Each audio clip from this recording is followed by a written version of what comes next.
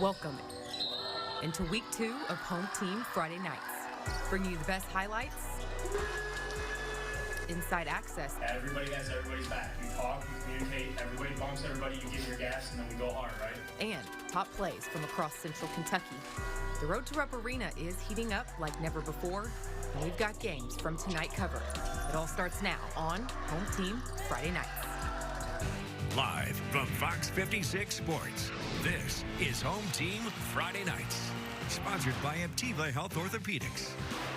Welcome into week 2 of Home Team Friday Nights. I'm Colby Wilson, of course, here with Jordan Adams, and Connor Sturgill will join us with some highlights and insight in just a couple of minutes. Jordan, last week we dove right into it, week 2, with some big games. Oh, no doubt about it. I was over at Scott County, Bryan Station. We also had some inner city rivalries that are going on, so the crowd is always good for those. Always, 15, 20 minutes away from each school, so the kids make sure to get to it. So we got some huge games tonight. Absolutely. Well, starting right here in the city, Bryan Station welcomed Henry Clay, who made a quick drive over to the north side. We know both of these programs have talented groups, so let's check out the action from tonight.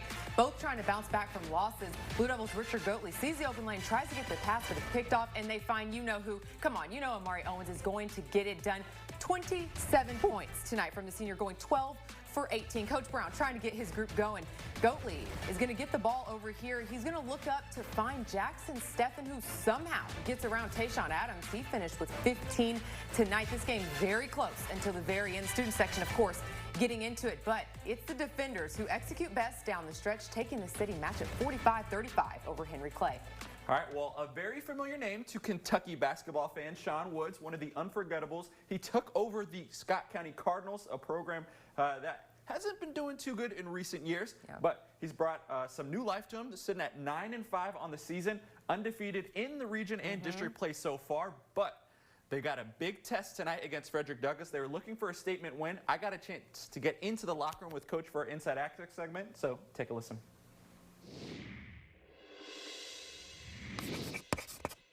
You saw that they just play, okay? Because they think they got more talent. They don't do anything spectacular. We just said that, right? Yes, sir. Huh? Yes, sir. Let's shred them, okay? With discipline and toughness, all right? Discipline and toughness. Everybody understand that? Yes, sir.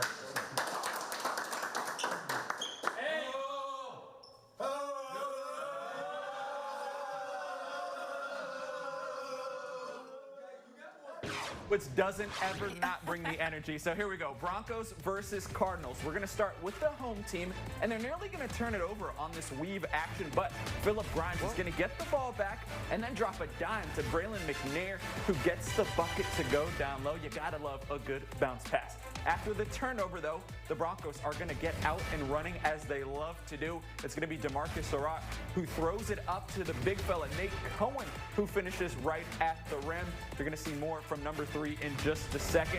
And Colby, I spotted this play from a mile away. Surratt, he calls for the ISO, then he rejects the ball screen, finishes through contact, and gets the basket to go. The Bellarmine commit is very talented, and he helped his team get a 58-46 win tonight. I mean, I have to add in and give a shout out to DeMarcus Surratt, who has had quite the season so far. And when we were at his signing, actually, he said there were aspects of his game that he really wanted to emphasize before getting to Bellarmine. And by the looks of it, he is doing well with that assignment so far. All right, Connor Sturgill now joins us from Connor's Corner. He made the trip over to Danville for a city rivalry. Connor, what's going on? Well, I mean, like you said, it's rivalry week for some teams, and that means these games just have a little extra juice to them, because not only do they want the win, they want bragging rights. The Boyle County Rebels and the Danville Admirals meeting once again with some special spectators in the crowd, some guys trying to recruit a guy named Seneca Driver. Also, some maybe potential future NFL Hall of Famers showed up trying to do recruiting for the Sooners.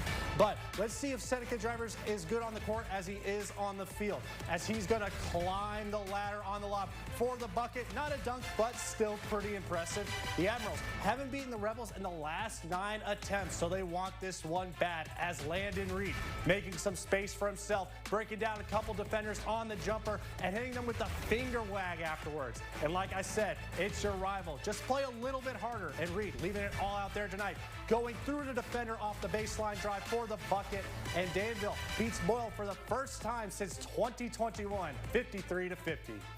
So where does that leave the 12th region? These rankings are based off the RPI, which honestly doesn't really matter in basketball, but it makes it easier to read. The defending region champ Danville Christian Warriors are once again on top, followed by Somerset, Pulaski County, Southwestern, and Wayne County. The Boyle County Rebels are currently in 6th, but could move up because they have a game tomorrow against the Warriors that could really shake up the standings. And our Fox 56 Student Athlete of the Week, Jake Feldhaus and Madison Central, were taking on their rival Madison Southern in Berea.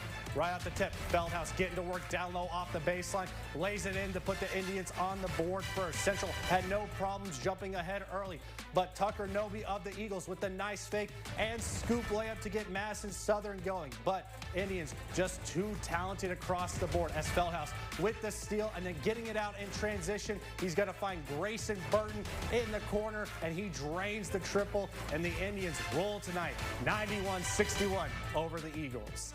And like we mentioned, Jordan already highlighted one of the stars on the boys' side this week, and Jake Feldhaus. But I have another one who's on pace to become one of the best shooters in Lexington. LCA's Caleb Marshall has been a sharp shooter for the Eagles this season, guys. He leads the team in scoring, averaging almost 23 points per game, but does most of his damage from behind the arc. He is currently 3rd in the state with 68 made three-pointers and shoots it at nearly 44% from beyond the arc. He averages almost 5 made threes a game, which ranks him 4th in the state. And the really scary thing about him is he's only a sophomore. So if he's balling like this right now, imagine where he'll be in 2 years. And the Eagles are in a stacked 11th region, but their schedule could let them get hot as the second half of the season gets underway, and it could start with the win in the 11th region All-A tournament final tomorrow against Sayre. But coming up next, we're headed out to Nicholasville for another round of the East-West rivalry game. We'll bring you the highlights next. We're the Boyle County Cheerleaders, and you're watching Home Team Friday Night. From Fox 56 Sports, you're watching Home Team Friday Nights. West Jessamine Student Section, and you're watching Home Team Friday Night.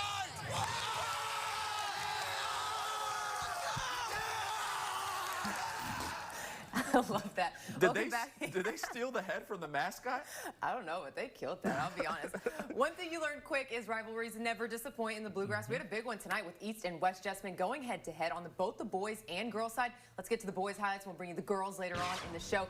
It was standing room only in this one. Look at that. East Jess looking to get the upset win away at West Jessamine. That guy right there. Trying to not let that happen. All right, Jake Banks with the ball. Jab steps and cuts to the basket for the bucket. Jags were the first on the board in this one. Luke Tutt calls for the ball, gets it, kicks it open to his open man Sawyer Thornton, knocks down the three, and boy, did it get things going for the Colts.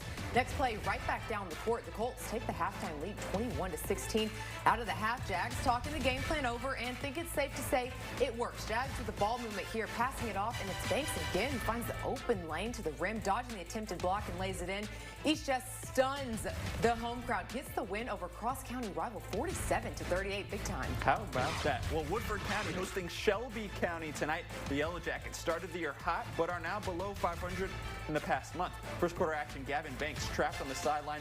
Ill-advised pass deflected, and Gunnar Rhodes is going to take it coast to coast. Rockets hanging around in this one early. Here come the Yellow Jackets. Pressure. Forces the turnover. Wyatt Peters can get the layup himself, but he throws it off the glass. And Amari Joyner just dunked on him, man. Oh my goodness, that was nasty. I think that's our play of the week, folks, but we'll have to vote on that later. As Woodford County gets the win 56-52. All right, the Generals were at home tonight here in Lexington hosting Bluegrass United, looking to win their second straight. It was Bluegrass United who jumped out to a nice start. The corner three is good, a buzzer beater at that. And now the Generals turn a nice drive, and this ball gets kicked out to Alex Howard, the junior, with no hesitation. Can't get the three to fall, but no worries because Michael Miles is there for the offensive board. What a pass from the big fella.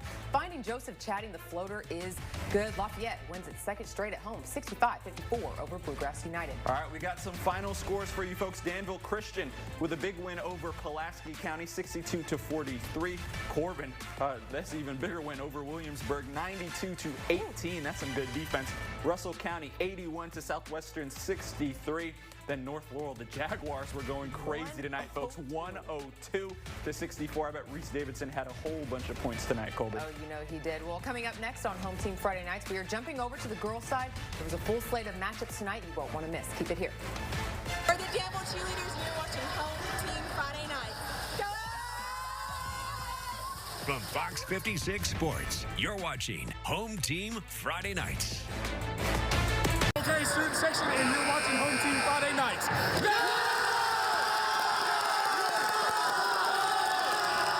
Welcome back. It was a big night for rivalries as Boyle County made the quick 7-minute drive down the road, Colby, to take on the Danville Admirals. The Rebels have had an impressive winning season so far, and with bragging rights on the line, that's added even more to this matchup tonight. So here we go. Ads coming out playing hot potato as they only are going to need one dribble to go the length of the court as Ann Thompson is going to finish through the contact for the basket right here. The Rebels, though, are feisty on defense, and it's going to start with their point guard, Maggie Burke. She's going to jump the lane, and then she's going to go the other way. So a steal and a score for number 12. Oh, left-hand layup as well. That's not easy, folks. The Rebels could be a sleeper team in the 12th region with plays like that, as Addison Yates is going to drop a dime to Oriel Mack. The 8th grader finishes through the contact down low and gets the bucket as the Rebels go wider wire in dominant fashion, winning 61-26. All right, Madison Central made the trip out to Rockcastle County. The Rockets on a roll going into tonight on a 2-game winning streak.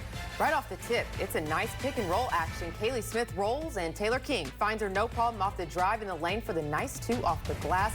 Madison Central struggled on offense, really couldn't get anything going until Cara Kleins creates her own shot and nails the jumper, but this game was all Rockcastle County. Threes were getting made left and right, and it wins in dominant fashion over the Indians. Final score, 60-27.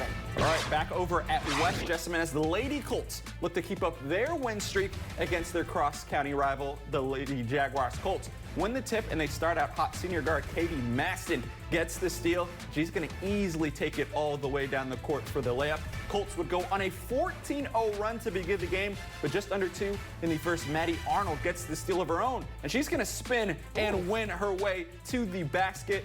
Misses at first, gets the rebound, and gets it to go. Nice play there. And then the score now 19-4, but it really was shooting like this from senior Ariana McLoney that the Jags just couldn't stop. West Jess wins it in a blowout, 60-24. Shelby County traveled to Versailles for a matchup against an 8-2 Lady Yellow Jacket squad with no intentions of slowing down tonight. Pick it up first quarter. Emma Ruby jumps the pass and floats it ahead to Taylin Wade, who finishes on the break. Big time bucket right there. Woodford County would take a 50-13 lead into halftime and picked up where it left off. Here's Harper Gentry attacking right, draws all the defenders into the paint, kicks it out to Camila Martinez for 3, and the Lady Yellow Jackets add 1 to the win column, 72-18.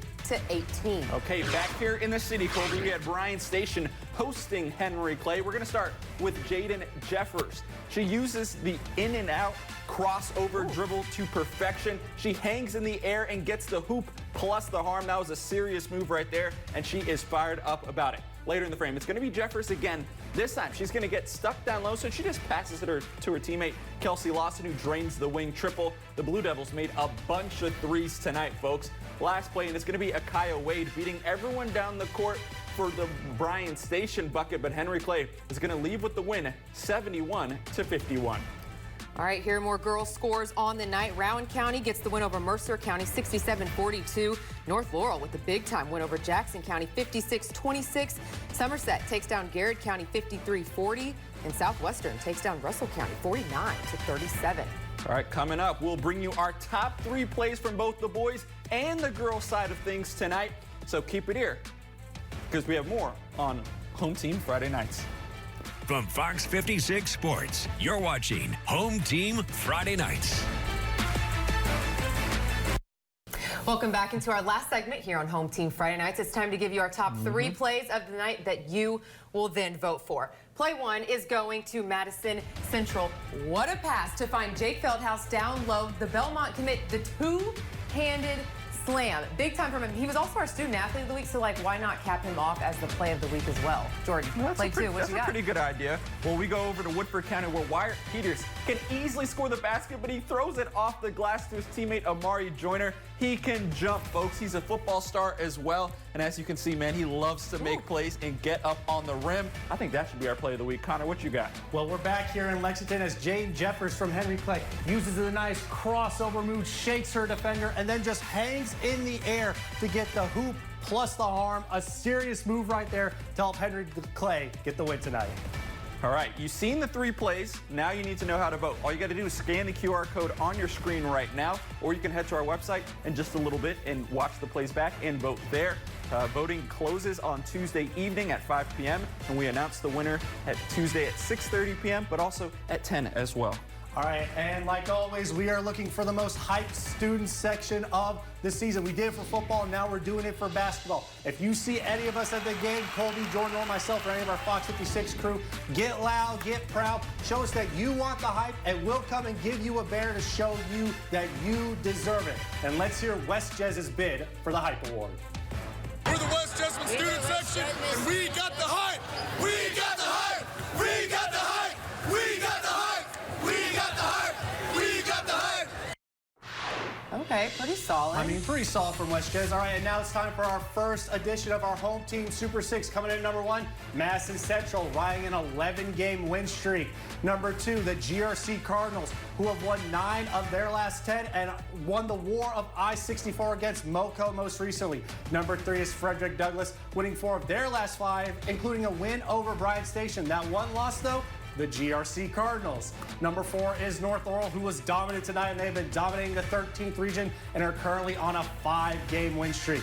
The 5th slot belongs to Lexington Catholic, one of the few teams to beat North Laurel this year, and winners of 4 of their last 5. And rounding things out are the Bryan Station Defenders, who are winning at a high rate, winning 7 of their last 8, and that one loss, 3-point loss to Frederick Douglass. And then on the girls' side, the GRC Cardinals, they have been dominant all year long. They are currently only have 2 losses that are losses by a combined 9 points on the year. Number 2, a similar team, Frederick Douglass, on a 7-game win streak dating back to last year. South Laurel coming in at number 3. They are riding a 5-game win streak, including a win over our number 4 team, the North Laurel Jaguars, who won 3 of their last 4 games and continue to dominate the 13th region. Number 5 is another 13th region team, the Knox Central Panthers, who won 10 of their last 12 games. And rounding us out, we have the Woodford County Yellow Jackets, who won 8 of their last 9.